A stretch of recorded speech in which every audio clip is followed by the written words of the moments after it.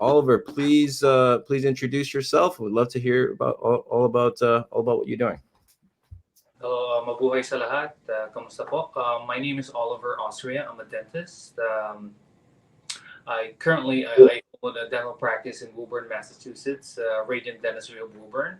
I started this practice in January 2nd to be exact, of this year. I took over a practice from a retiring dentist that's been in this location for like 30 years.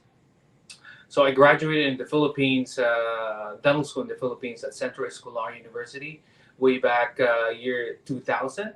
And I moved to the USA 2006. I believe the other day was August 12th is my 18th year here in the US. So I was an assistant for many, many years and decided to pursue my dream to be a dentist in the US. So I graduated dental school at Tufts University School of Dental Medicine in year 2019. So I've been part of multiple private practices in Dracut, Massachusetts, and in Wellesley, Mass. But currently, I'm basically focusing my time here in my office.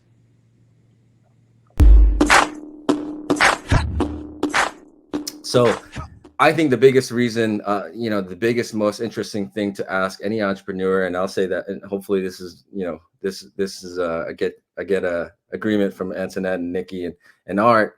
Oliver, I'll let you start, but essentially, like, what's the why behind wanting to be a dentist? Please let us know, and what you're fulfilling your dream, you're doing what you want. Can you please share with us your story? Yeah, why owning a practice here in Massachusetts? Why I became a dentist here? So originally, I graduated dental school in the Philippines, as I mentioned, way back in 2000. So I came here in the country and didn't even think about going to dental school. Why? Because I know it's very expensive, and I know that it's fairly difficult to get into dental school, because there's a lot of international dentists that basically come here, and they actually prepared way before even I mean, they were still in dental school back home in their home country. They're already preparing for the board exam. It's not just like a simple board exam here for international dentists. Way back when, we had to take two board exam, part one, part two, the TOEFL exam, the English exam, and I did not know about all those stuff, and I felt like I'm just going to be an assistant. So I was an assistant for many, many years, and I kind of felt like, you know what? There's so many new graduates that are coming to the office that I'm basically helping them, hone their skills. As I mean, brag a bit, but yeah. And I kind of felt like, you know what? I need to fulfill my dream. This is not it for me.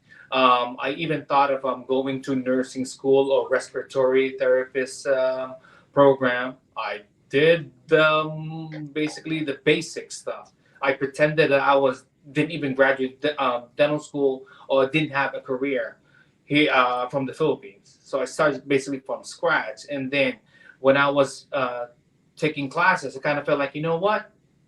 Whatever I do, whatever career, I don't think I'll be happy. My goal is to be a dentist in the U.S., and I'm gonna make sure that I'll achieve that. I don't know how. I don't know who can help me, but along the way, a lot of mentors basically I met, and they guided me all the step of the way. And yeah, so that's why I pursued. Uh, you know how we are Filipinos. I mean, whatever challenges, adversities we face, we will still pursue it, and we're gonna fight for it until we achieve that dream. So yeah, I was all set being an associate dentist for the past 4 years. I kind of felt like, you know what? I don't think this is it for me. I want to create, as I mentioned to you, Ruben, I want to create a legacy, not for me now, but for my kids, for my family. And I already achieved my dream. I just want to make sure that they can continue what I started to build, And that, I mean, owning an office, I know it's a struggle. Taking over an existing practice that's been here for 30 years, that majority of the patients, or 99% of the patient, has seen this dentist since they were little. And it's tough, especially for an immigrant, an Asian guy, a Filipino guy, to take over a practice here in this community. But I mean, um, I think I'm gonna make it. It's a struggle at first, but we understand the business. Whatever business we are in, I think we just have to pursue it. We have to keep pushing for it. The focus to really just the legacy building that but I really love the fact that, and I every entrepreneur that I can essentially get the attention of and tell them, or non-entrepreneur for that matter, is that you gotta create something. You gotta create something bigger than yourself that's going to drive you to do things that that might be hard, but that are necessary. I'm sure you did a lot of those things to make it happen, and good for you. That's just, Thank you so much. It's amazing. It's amazing. Yeah. This is content, Oliver. So this is a start to actually not only get you within your community, let's get the word out to everybody in the Filipino community as well. For the both of them, these are like two different questions, and I love hearing your story and your journey. It's amazing. Go Filipinos. But also to Dr. Austria, I know it's not uncommon for dentists to take over a dental practice, and after acquiring a new practice, what strategies have you implemented to make sure that you're on the competitive edge, and how did you rebuild the trust in it so that you can foster that trust with your existing patients, or maybe like existing staff and the rest of the staff in the clinic from the previous dentist, because he's been there for like 30-20 something years, right? Yes, 30 years. He started December 1993. I took over the practice January 2nd of this year. So that's a very loaded question, like keeping the staff and all that. I thought I'll be keeping all the staff. No, maybe 3, but it's a small practice. He only has 4 staff at that time, and I did not know that when I took over that one of the hygienists were pregnant at that time. When I was signing up, I found out maybe 2-3 weeks before I officially signed up the business. So that she's still on maternity leave, and then his assistant retired with him. So I didn't have any assistant at first for the first week. Luckily, I reached out to the Filipino kid that I mentored at Tufts. He got accepted to Tufts Dental, but he decided to go to BU. So I reached out to him sometime in the fall of last year if he can send a message to other international dentists that willing to work with me as an assistant. And there is a girl from Dominican Republic that responded. She is actually was in Pennsylvania at that time, and she said that she wants to work with me. She wants me to mentor her so that she can get into dental school here in Boston. And she moved from Pennsylvania to Massachusetts. She just got married at that time when we were talking.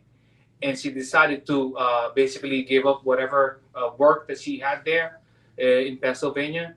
So yeah, so she's been my assistant since January 5th, I believe. And then the front desk personnel that I had, that the previous owner had, decided that it's not for her because it's a different setup. So I had to recruit former co-workers to work with me. And then now I have, should I say, more responsible person at the desk that is helping me run the office. So yeah, it's a lot of challenge starting out, but I think I'm moving towards the right direction.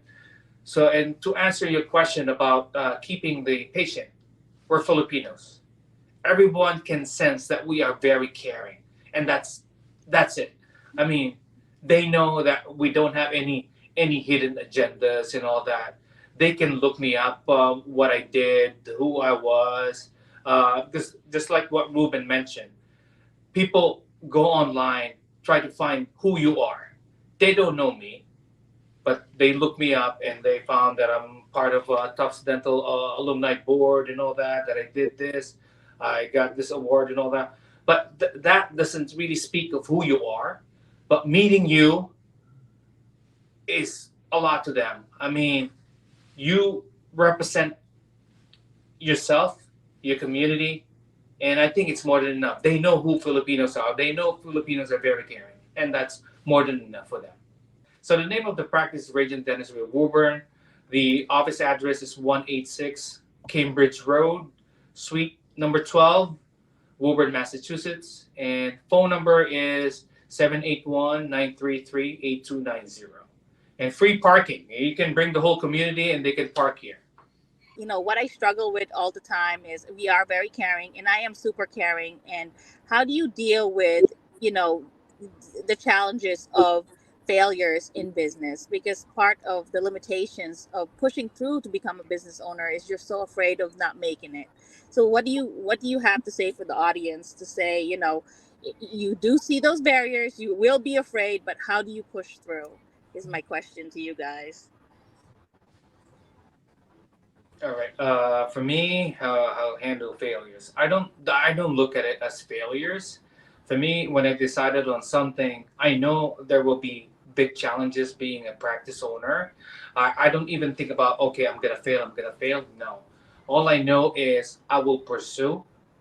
I will push for it. I will make sure that even though it's not gonna be easy, I'll make sure I'll make it. I'll ask around, ask people how things are done, and basically look for mentors. There's a lot of mentors in the dental community that basically went through the same struggle that a new practice owner have been dealing with. But yeah, I know. I don't look at it as failures. And also, faith is very important for me.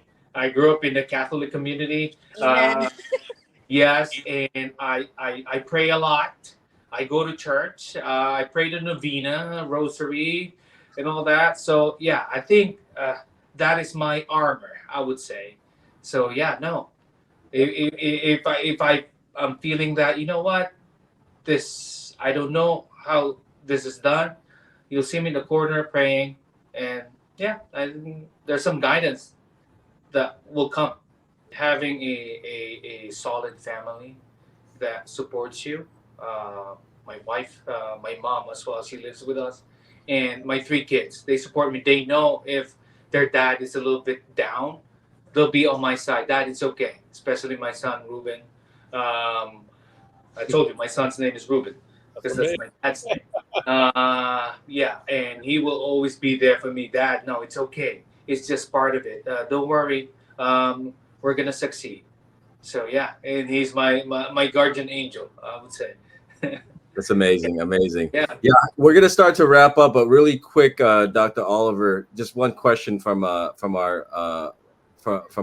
live viewers. Do you take Aetna? We take all the insurances. I'll be honest to say we are not in network with all of them, but we take all of the insurances. I am in network with Blue Cross Blue Shield of Massachusetts and all the Blue Cross Blue Shield, and also I'm a Delta Dental premier provider, so we take Delta. Got it. Yeah, but we take all the insurances just like other dental practices. But yeah, I feel like we got to know you so much better than we did an hour ago, and it's amazing. It's amazing to hear your story and your journey, and we only wish you success in the future to come. All right. Well, thank you so much. Maraming salamat for watching. Thank you so much. If you have any other comments and questions, please let us know. Until next week. Antoinette, Nikki, Art, thank you so much. You guys are awesome. You guys are awesome. Hoy pare, pakinggan niyo ko. Ito ng tunay na Filipino.